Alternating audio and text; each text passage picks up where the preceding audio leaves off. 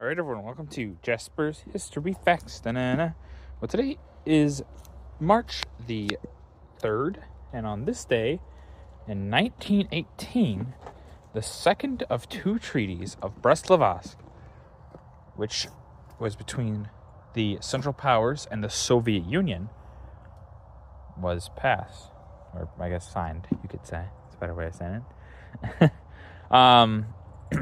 This is one of those that it gets talked about in a quick kind of like, oh yeah, the Russians drop out of the war, that kind of thing.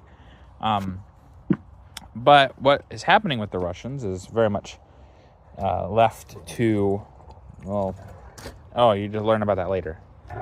But obviously this is a pretty important deal. You have the Soviet Union coming into existence and overthrowing the Tsar, and a few other things will happen here soon.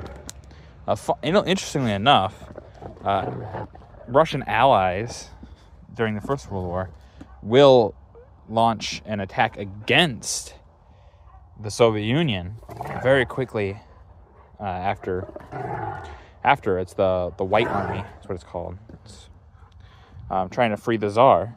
It won't succeed, but it does happen. But anyway, the Soviet Union, they quickly get out of this war. That was one of the reasons why they were brought into power. It's because they're like, hey, we'll get out of this war by any means necessary. Now, when people heard by any means necessary, they thought, oh, yeah, we'll do this or that. What people didn't necessarily think is, we have to give up a bunch of territory. And that's actually what happens. A lot of what was the Tsardom of Russia, the Russian Empire, gets given up in what is more of Western Europe, you could say. Not fully Western, but you know what I mean. A lot of that gets given up. Like, okay, we'll just give it up.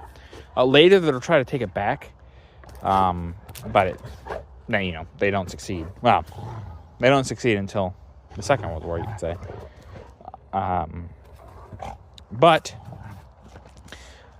this actually hurts the Soviet Union quite a bit with popularity, because people kind of get a little bit upset. It's like, you look at all the power that you just gave up, and all that.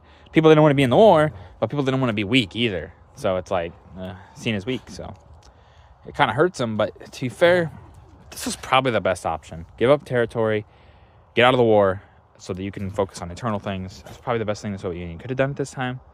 Not really many other options to them that would have not been just get in the war again, which would have also not been good.